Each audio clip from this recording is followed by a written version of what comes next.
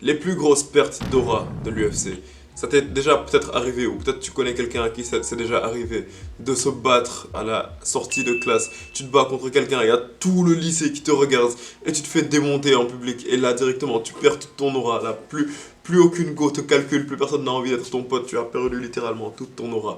Et aujourd'hui, on va regarder ça, mais à plus grande échelle, on va regarder ça à l'échelle des combattants de l'UFC, parce qu'à l'UFC, il y a vraiment des combattants que l'on avait vus, qui étaient vraiment très mystérieux, qui étaient vraiment très flippants et tout. Et que d'un coup, après un certain événement, peut-être ils se sont même pas fait mettre KO, peut-être que c'est même pas passé une si grosse dinguerie que ça. Mais après un certain événement, ce combattant a perdu littéralement toute son aura. Et c'est ça que l'on va voir aujourd'hui. Comme d'habitude, avant d'aller plus loin, je te conseille fortement de t'abonner à la zone parce que, à ce qui paraît, si tu ne le fais pas, Francis Ngannou va venir chez toi à 2h du matin pour te faire le coup du marteau. Oh, surprise, surprise, the king is back! Chez les poids lourds, le combattant qui a le plus perdu d'aura, et ça c'était vraiment très récent, c'est bien évidemment Sergey Pavlovich. Parce que selon moi, Sergey Pavlovich, il a perdu une aura, mais vraiment de manière phénoménale. Il a perdu tout le danger qu'il représentait. Sergey Pavlovich, on voit très bien que c'était une très grosse menace. Il était sur une série de 1, 2, 3, 4, 5, 6, ouais, je voulais bien être sûr. Et il était sur une série de 6 victoires d'affilée et 6 par KO. C'était vraiment une machine de guerre. Et littéralement, regarde-moi la tête du mec. Regarde la tête du mec, toi-même tu vois qu'il est flippant. Et en fait, il était vraiment super flippant, il avait cette aura autour de lui, il parlait russe, il parlait pas anglais et tout. Il avait besoin d'un traducteur et franchement, quand tu regardais le regard de Sergey Pavlovich, couplé au fait qu'il mettait KO tous ses adversaires, ça faisait flipper. Moi j'avais même peur lorsqu'on disait que Thomas Penal devrait affronter Sergey Pavlovich, ça me faisait flipper, je me disais, ah, j'ai de la peine pour Thomas Penal parce que selon moi, Thomas Penal il allait se faire plier par Sergey Pavlovich. Mais quelle fut ma surprise quand Sergey Pavlovich s'est fait mettre KO par Thomas Pinal de manière super rapide. En 3 minutes, je me souviens bien, maximum, là je parle vraiment maximum, en 3 minutes, il s'est fait plier. Et après qu'il se soit fait plier, automatiquement, je suis désolé, mais c'est même pas seulement à mes yeux, mais vraiment aux yeux de la communauté de MMA, Sergey, il a vraiment perdu toute son aura. Genre, il a vraiment perdu toute son aura. Genre, à l'heure actuelle, il est même plus si flippant que ça. Et récemment, il s'est fait également battre par Alexander Volkov.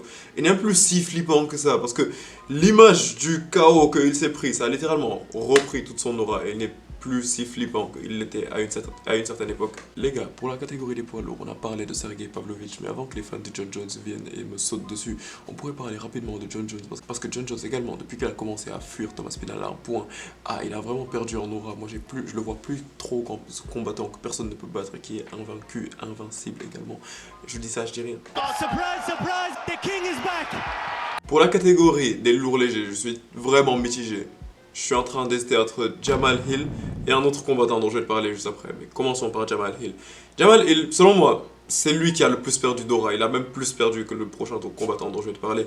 Parce que Jamal Hill, c'était quand même un combattant qui était sur une bonne lancée, il était littéralement champion, il avait quasiment terminé tous ses combats d'avant, il avait battu des grands noms, il avait battu des Glover Teixeira, et vraiment c'était un bon combattant, et après il a gagné littéralement la ceinture, il est devenu champion de la catégorie des light heavyweight, et avant d'avoir le temps de protéger cette ceinture, il s'est blessé en jouant au basket, et donc il a dû rendre la ceinture vacante. C'est lui qui a décidé, je veux dire, de rendre la ceinture vacante en mode ouais, genre dès que je suis de retour, je reviens, je récupère ma ceinture, tranquille.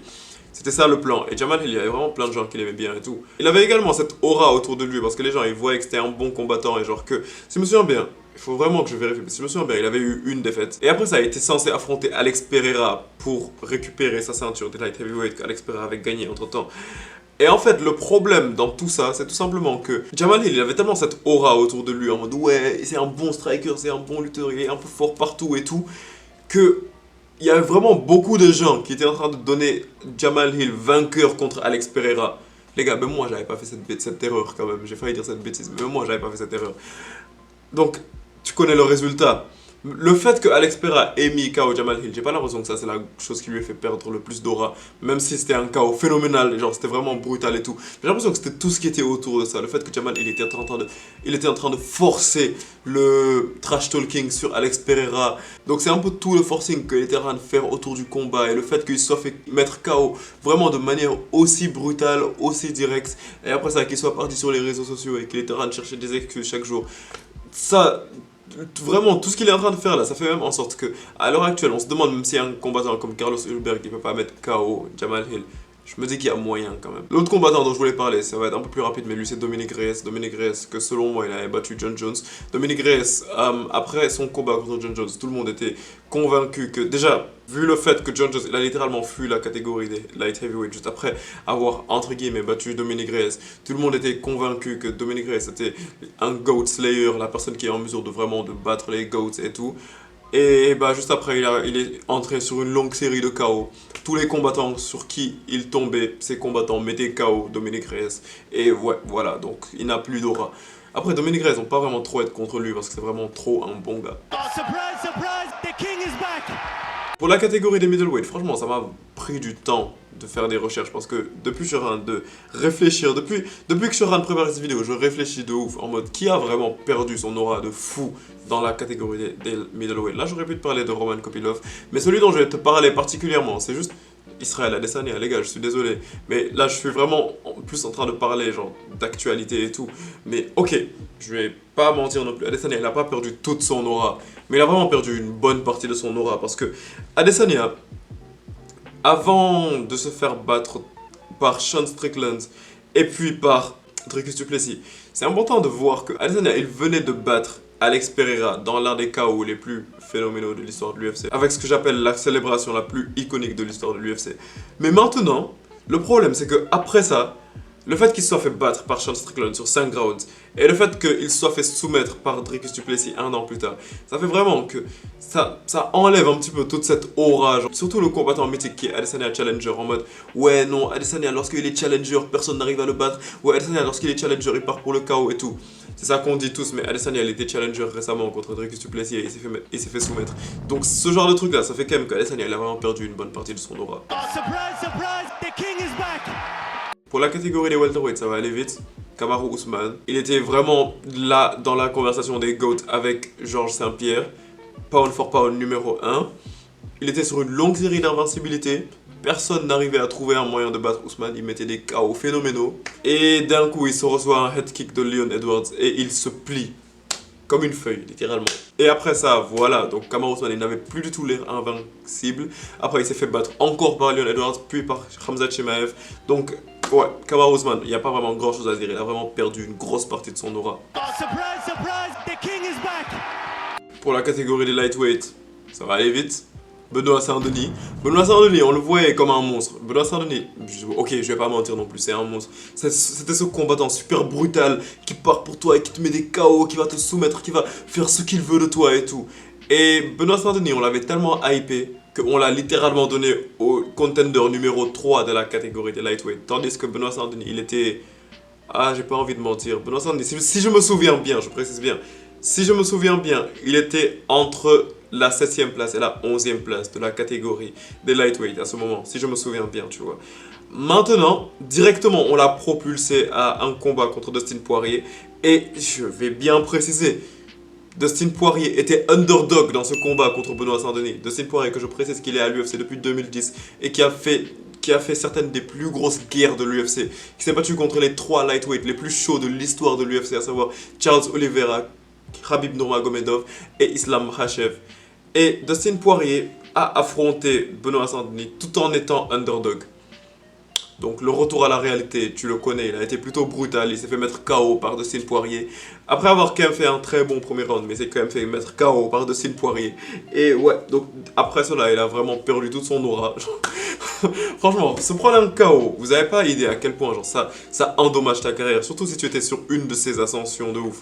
Donc ouais, il a vraiment perdu une bonne partie de son aura. Est-ce que j'ai l'impression qu'il va se relever? Oui, très clairement. Il a l'âge, il a le physique, il a le mental. J'ai vraiment l'impression qu'il est en mesure de pouvoir se relever. Mais ça n'empêche le fait qu'il a vraiment perdu une très bonne partie de son aura dans son combat contre Dustin Poirier. Oh, surprise, surprise, the king is back. Je suis désolé, il y a vraiment beaucoup de gens qui sont fans de lui, mais il faut que j'en parle. Alexander Volkanovski, catégorie des featherweight. Je suis désolé, mais tu as vraiment perdu ton aura. Ça me fait vraiment de la peine de dire ça, parce que si c'était il y a 2 ans, je me serais dit que c'est impossible qu'Alexander Volkanovski il ait vraiment perdu son aura à ce point. Mais les gars, on va être honnête. Volkanovski, il faut quand même que je rappelle que de 2016 à 2023, il était invaincu en général à l'UFC. Et que de 2016 à 2024, il était invaincu dans la catégorie des featherweight. Et comment te dire que ces 2 combats passés, ils ont tout détruit. Ils ont détruit une bonne partie de son héritage. Parce que dans son combat avant, son combat précédent, c'était son combat contre Islam Makhachev. Il faut que je précise qu'il avait avant fait un combat contre Islam Makhachev et que c'était vraiment un combat serré. Il y a plein de gens qui disaient que ouais, non, Volkanovski a gagné ce combat. On était en mode ok. Après, Volkanovski, c'est tellement dit, genre il avait tellement de l'aura. Il avait tellement de l'aura qu'il s'est dit que ouais, moi je suis tellement chaud que Islam Makhachev, je peux le prendre à 12 jours de préparation. Il est parti, il s'est fait mettre KO par un head kick vite fait. Ça m'a fait tellement de la peine. Et juste après ça, elle dit bon, ok, c'est pas grave, y a pas de souci, je pars, je me bats contre Ilia Topuria. Il est parti, il s'est fait mettre KO également. Donc maintenant, il est sur une série très dangereuse. Parce que maintenant, on se demande par exemple, si Max Holloway bat Ilia Topuria, est-ce qu'il n'y a pas moyen que Max Holloway également mette KO Volkanovski? Tellement Volkanovski, il a vraiment perdu de son aura. C'est ça, genre, en fait, quand tu te reçois un KO vraiment aussi brutal que ça, tu perds ton aura. Et je parle même pas de si tu reçois 2 KO d'affilée. Il faut vraiment prendre en compte que lorsque tu reçois un KO, tu es vraiment plus susceptible à t'en recevoir un autre. Tu sois plus susceptible à en recevoir un autre, sois plus susceptible à te battre de manière bien plus réservée. Parce que tu auras peur de te reprendre un nouveau KO, tu vois. Et Volkanovski, on voit très bien que c'est pas le genre de combattants qui vont briller en se battant de manière réservée. Donc il a vraiment perdu une très bonne partie de son aura parce qu'il peut plus se battre de manière aussi agressive qu'il avait l'habitude de se battre. Oh, surprise, surprise, the king is back. Pour les bantamweights, ça va aller vite, les gars. Henry Cejudo. Henry Cejudo, il y a plein de gens qui le voient dans le top 10 des GOAT de l'UFC. Personnellement, je le vois pas, mais genre, j'ai d'autres raisons. Peut-être on pourrait en parler un autre jour. Mais ce qui est vraiment important à prendre en compte, c'est le fait que Henry Cejudo, il avait un petit peu ce statut de GOAT, entre guillemets, et qu'il a été double champion, champion de lutte olympique et tout. Ça lui a vraiment donné une certaine aura autour de lui. Et le fait qu'il a vraiment duré dans l'UFC, ça a fait que c'est un nom qui est vraiment intégré dans l'UFC, tu vois. Et maintenant, quand est-ce que j'ai l'impression qu'il a perdu son aura? C'était pas dans son combat de l'année dernière contre Aljamain Sterling, parce que c'était un combat qui était plutôt serré. Mais c'était juste récemment, les gars, quand il s'est battu contre Merab, lors de l'UFC 299, si je me souviens bien. C'était juste moche. Genre, je suis désolé, mais c'était juste moche. Tu vois, Merab qui prenait Henry Cejudo, littéralement, qui se promenait avec lui en le tenant sur son dos, qui le jetait par terre, qui lui cassait la gueule, qui faisait ce qu'il voulait de Henry Cejudo, qui est censé être un GOAT. Je suis désolé, les gars, mais à partir de ça, tu peux plus considérer cette personne comme un GOAT. Genre, tu perds. Cette personne, elle va perdre son aura. Imagine, John Jones se bat contre Thomas Aspinall, et je te dis même pas que Aspinall le met KO. Mais Aspinall, il soulève John Jones, il marche avec John Jones, il parle à Dana White, il jette John Jones, il fait ce qu'il veut de John Jones. John Jones va perdre toute son aura, on est d'accord. Donc c'est littéralement la même chose qui s'est passé avec Henry Cejudo. Oh, surprise, surprise, the king is back. Et pour la catégorie des flyweights, pour terminer, je vais te donner le cas le plus récent. Il s'agit bien évidemment de Steve Erceg, qui a perdu toute son aura très récemment au dernier événement de l'UFC, donc c'était à l'UFC 305, lorsque il s'est tout simplement fait mettre KO de manière super rapide et super brutale par Kai Kara France. Il faut bien que je te rappelle que Steve Erceg, on le voyait comme la future superstar de la catégorie des flyweights de l'UFC, parce qu'il avait fait un combat super serré contre Alexander Pantoja. Il y a vraiment plein de gens qui pensaient que il avait battu Pantoja, c'est argumentable. Et ouais, donc c'est vraiment ça qui avait fait que Steve Erceg, il avait vraiment une grosse aura autour de lui, il avait vraiment l'air super dangereux et tout. Et ses performances dans l'octogone également montraient que c'est vraiment un combattant qui était dangereux. Mais le fait qu'il se soit fait mettre KO de manière aussi brutale, aussi rapide par Kai Kara France, ça lui a littéralement fait perdre son aura. Et maintenant, quand tu me parles de Steve Erceg, j'ai plus en tête l'image de Steve Erceg qui est KO, tu vois. Mais bon, dis-moi ce que tu en penses dans les commentaires, je suis pressé de te le lire. Et comme d'habitude, si ce genre de vidéo te plaît, je te conseille tout simplement de t'abonner à la zone de la famille. Et on se capte bientôt pour une prochaine vidéo. Peace out!